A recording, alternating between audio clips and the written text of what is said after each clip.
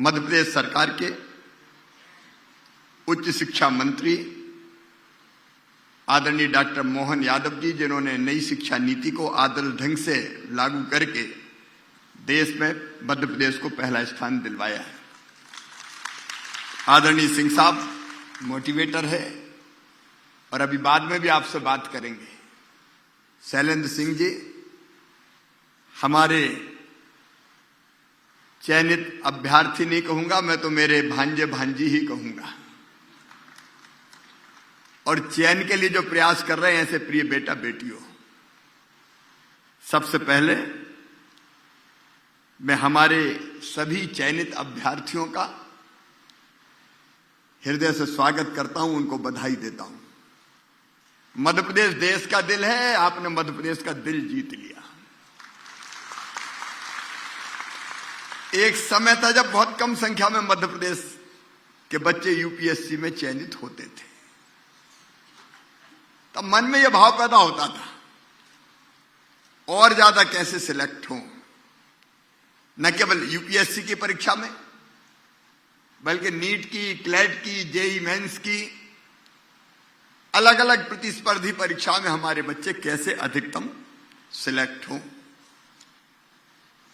और आज का कार्यक्रम भी अगर हमने रखा है, मैं चाहता तो 38 हमारे बेटे बेटियों को मैं घर पे बुला के और कहीं भी सम्मान कर सकता था, लेकिन मैंने कहा नहीं, ये सफल हुए हैं, इसलिए सफलता के मंत्र पूरे मध्य प्रदेश के बेटा बेटियों को देंगे।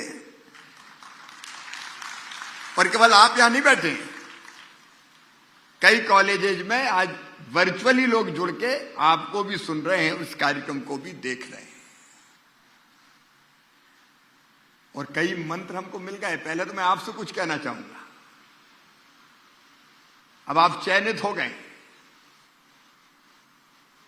चयनित होने के बाद दृष्टिकोण क्या रहे, इसका जरूर ध्यान रखना।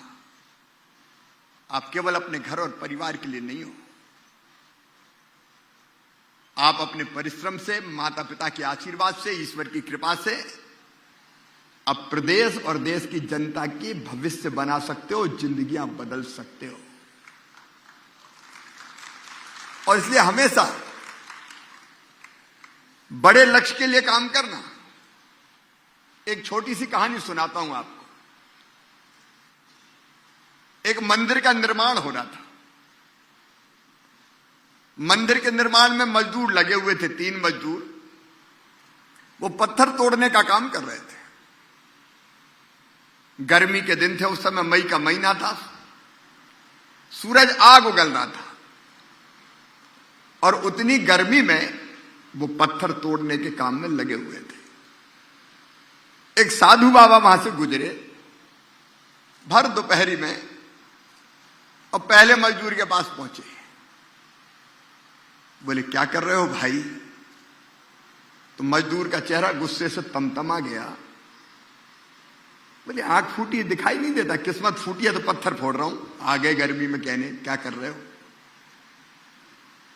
बाबा बढ़ गए आगे, दूसरे मजदूर के पास पहुंचे और उससे भी यही सवाल किया कि भाई क्या कर रहे हो। तो दूसरा मजदूर अपेक्षाकृत शांत था। उसने कहा कि दुनिया में आए हैं तो जीना ही पड़ेगा, पेट भरने के लिए मजदूरी कर रहा हूं। फिर तीसरे के पास पहुंचे। तीसरे का चेहरा आनंद से दमक रहा था। बाबा ने पूछा, क्या कर रहे हो? अरे बोले, बाबा दिखाई नहीं देता, सामने भगवान का मंदिर बन रहा है और मेरे हाथों को यह सौभाग्य मिला कि मैं उस मंदिर में लगने वाले पत्थरों को तोड़ूं और मंदिर तक पहुंचाऊं। काम 1,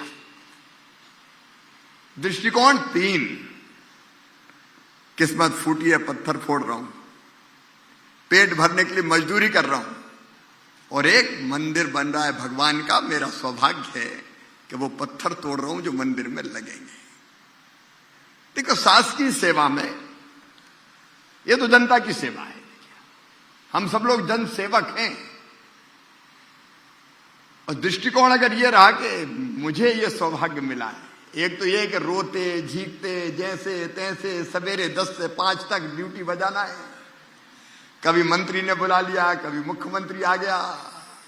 अब इनको क्या लगता है, चैन से बैठने ही नहीं देते। जैसे तैसे एक पोजीशन मिल गई, अब तो जिंदगी भर कोई दिक्कत ही नहीं है। दूसरा ये है कि चलो जितना हो जाए करते रहो भाई। और तीसरा ये है कि मध्य प्रदेश बनाना है और हिंदुस्तान बनाना है। परिश्रम की पराकाष्ठा करूंगा, दिन और रात एक कर दूंगा और ऐसा काम करके जाऊंगा कि मेरा देश आगे बढ़े और दुनिया देखती रह जाए कि ये थे जिनके कारण ये देश बनाए, प्रदेश बनाए, इनका भी योगदान। और बेहतर से बेहतर ऊर्जा का इस्तेमाल, अधिकतम काम कैसे करके दिखा सकते हैं। अच्छा, कुछ चीजें आपने बहुत अच्छी कही, मैं सुन रहा था। आप ही आपके मित्रों और आप ही आपके शत्रु। अगर गलत चीजों में फंस गए तो शत्रु हो गए और अच्छे काम में लगे रहे तो मित्र हो गए। वो आपके लिए भी, वो आपके लिए भी। और दूसरी बात, अहंकार कभी नहीं होना चाहिए। अब मैं मुख्यमंत्री हूं, मैं यहां करते ही रहूं कि जानते नहीं हूं मैं सीएम, इससे क्या होने वाला है। देखिए, हमारी सर्विस जो है, ये मुख्यमंत्री, मंत्री, सांसद, विधायक, आईएएस, आईपीएस, जितनी भी सेवाएं, ये आफ्टर ऑल है जनता की सेवा के लिए। जनता की सेवा के लिए हम तो सेवक हैं।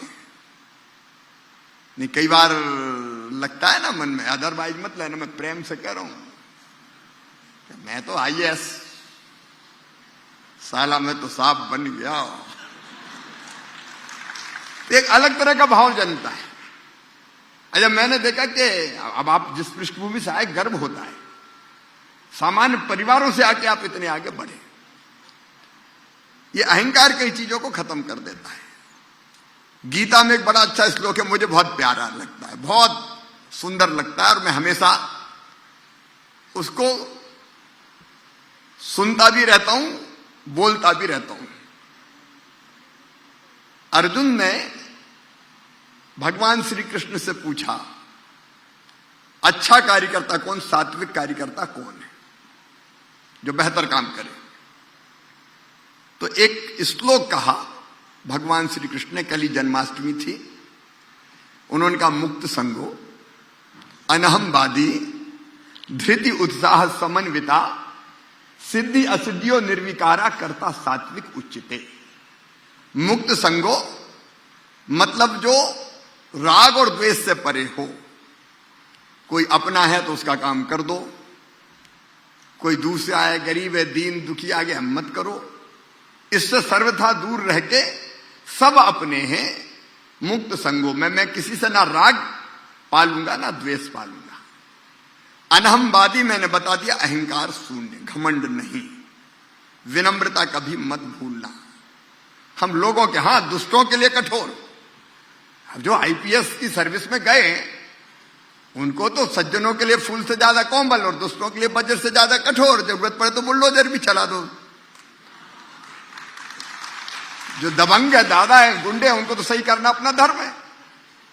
अभी अपन ने पिछले साल 21,000 एकड़ जमीन छुड़ाई है दबंगों से। और अभी मैंने 15 अगस्त के दिन कहा कि वहां स्वराज कॉलोनी बनेगी, गरीबों के मकान बनवाऊंगा वहां। तो जो गुंडे हैं, बदमाश है, बाकी लोग हैं, उनके लिए भले, लेकिन जनता के लिए विनम्र। धृति मतलब बेटा बेटी को धैर्य। कई बार परीक्षा होती है अपनी। अभी अभी एक घटना हुई कारम डैम से सीपेज की। मैं 3 रात सोया नहीं, मैं और पूरी टीम, सीएस हो, डीजीपी हो। चुनौती थी कि इस बांध का पानी ऐसे निकालना है कि जनता की जिंदगी ना जाए। अब उसमें अगर धैर्य खो देते, क्योंकि एक बार की तो आया करे बात, बांध अगर टूट गया तो, लेकिन फिर धैर्य से सोचा रास्ता निकाले तो फिर कहां से कट लगाएं, एक तरफ चट्टान हो ताकि उधर नहीं कटे। अब ऐसे कई संकट आते हैं। आप जब जाएंगे फील्ड में तो कई तरह की ऐसी चीजें आएंगी। उसमें से हमेशा धैर्य से रास्ता निकालना, धैर्य कभी नहीं खोना। और उत्साह से सदैव भरे रहना। कई बार अपन कोशिश करते हैं और अगर कोई चीज नहीं होती तो मन निराश होता है, करे यार अब कहां परेशान हो, भाड़ में जान दो। पहले कह देते ना कि इंडिया सुधर ही नहीं सकता, अब नहीं कहते लोग। पहले इंडियन टाइम की बात होती थी, इंडिया कभी सुधर नहीं सकता, ऐसी बात करते थे। लेकिन मोदी जी के नेतृत्व में सब सुधर गया, तेजी से देश आगे बढ़ रहा है अपना। उत्साह से भरे रहेंगे और सफलता मिले चाहे असफलता। कई बार हम कोशिश करते हैं, सफलता नहीं मिली तो भी फिर कोशिश करेंगे, ट्राई अगेन। अभी ट्रेनिंग आपकी होगी, बेहतर प्रशिक्षण प्राप्त करो। और मेरी दिल से देखो, मैं बोलता हूं तो अंतरात्मा से बोलता हूं, मेरा आशीर्वाद, मेरी शुभकामनाएं आपके साथ है। आप खूब यशस्वी हो और बेहतर से बेहतर सेवा करो अपने देश की और अपने प्रदेश की जनता की। और एक बात आप लोगों के लिए, कौन कौन यूपीएससी की परीक्षा देने वाले, जरा हाथ मत उठाओ।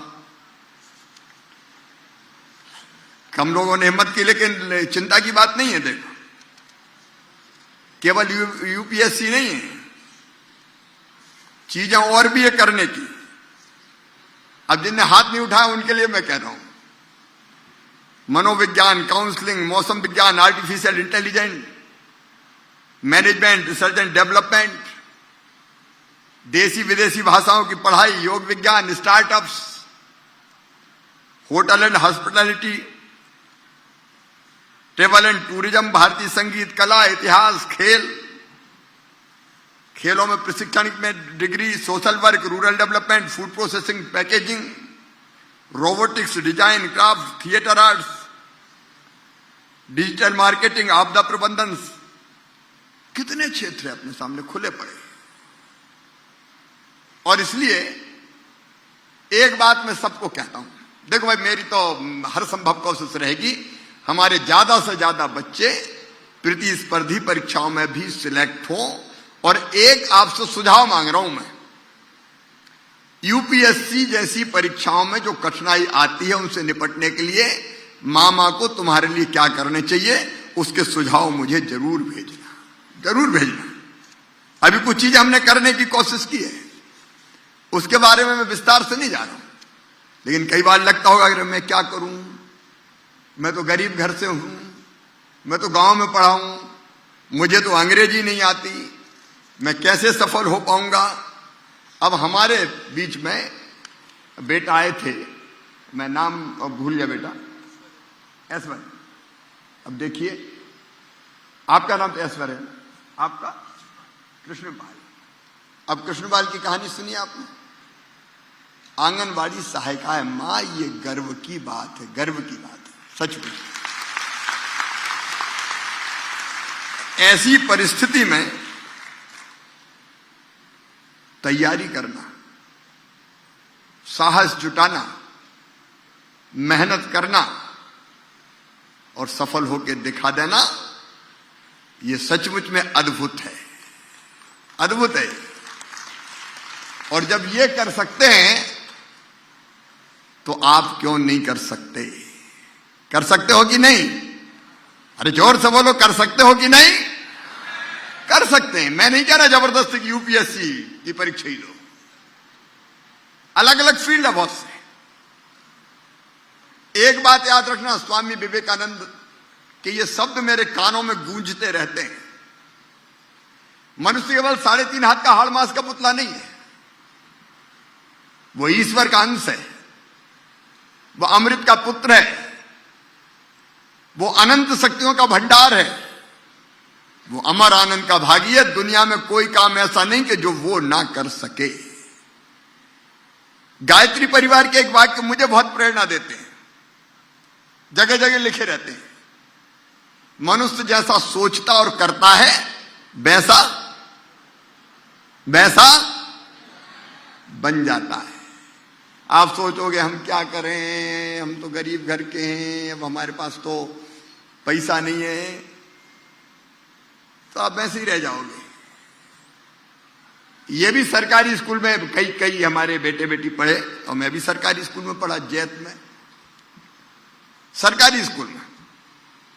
हम स्कूल जाते थे तो अपना फट्टा संग ले जाते थे बैठने के लिए, टाट पट्टी नहीं हुआ करती थी, कांख में दबाते थे, एक तरफ बस्ता और एक तरफ फट्टा।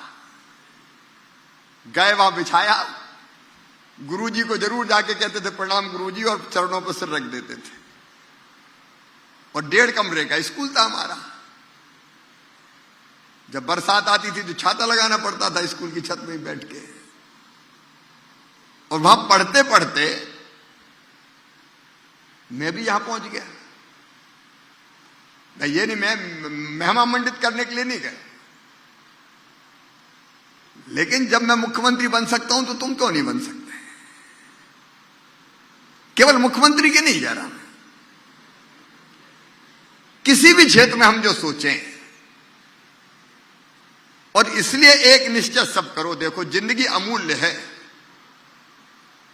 हम इस जिंदगी को व्यर्थ नहीं गंवाएंगे, कुछ ना कुछ हमें करना है। अलग अलग फील्ड सिलेक्ट करो जो तुम्हारी मर्जी का, बच्चों पर थोपना भी नहीं चाहिए। अब पता चला कि बच्चे की रुचि पर्यावरण में और पिताजी कह रहे कि नहीं तुम तो डॉक्टर बनो।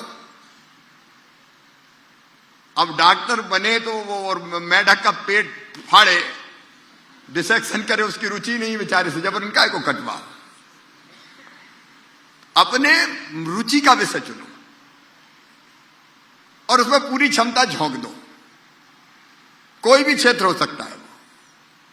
मैं दावे के साथ कहता हूं कि हम असफल नहीं हो सकते।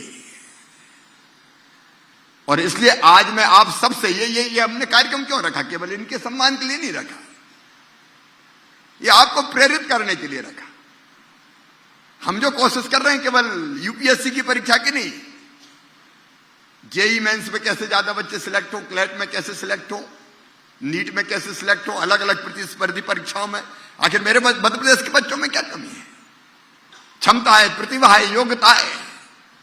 अगर थोड़ी सी सुविधाएं मिल जाए तो मध्य प्रदेश के बच्चे चमत्कार कर सकते हैं। और इसलिए हमने कई रास्ते निकाले। मुख्यमंत्री मेधावी विद्यार्थी योजना आप सबने सुना होगा।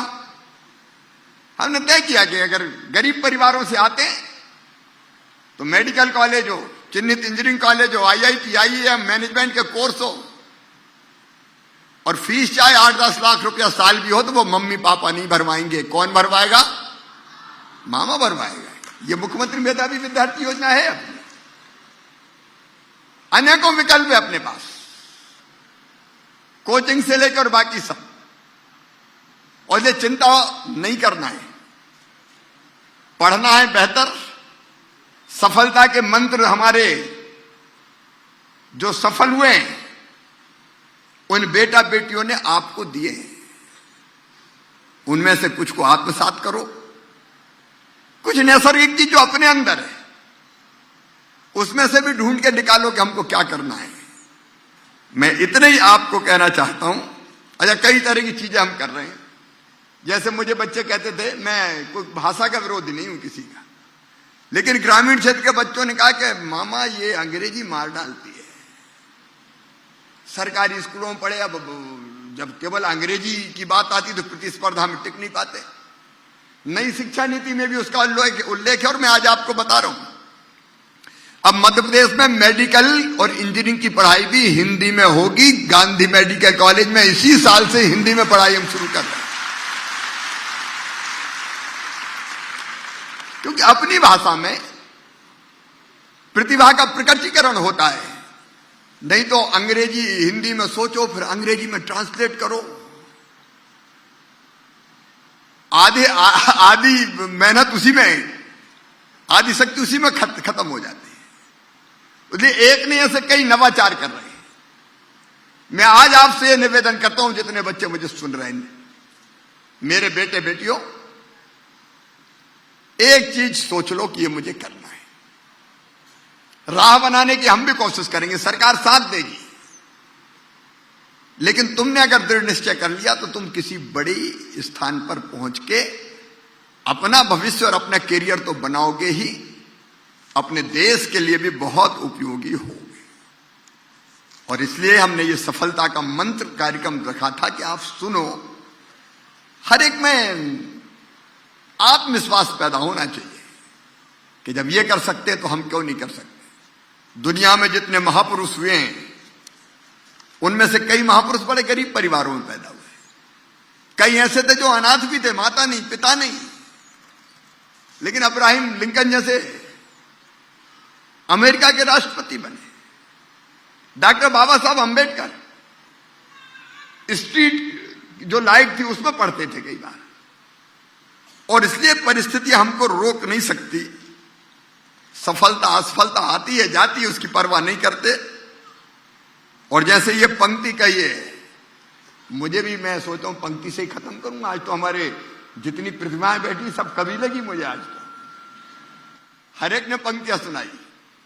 तो मैं भी कह रहा हूं, तू जो चाहे पर्वत पहाड़ों को फोड़ दे, तू जो चाहे नदियों के मुंह को भी मोड़ दे, तू जो चाहे माटी से अमृत निचोड़ दे, और तू जो चाहे धरती से अंबर को जोड़ दे, अमर तेरे प्राण मिला तुझको वरदान, तेरी आत्मा में स्वयं भगवान है।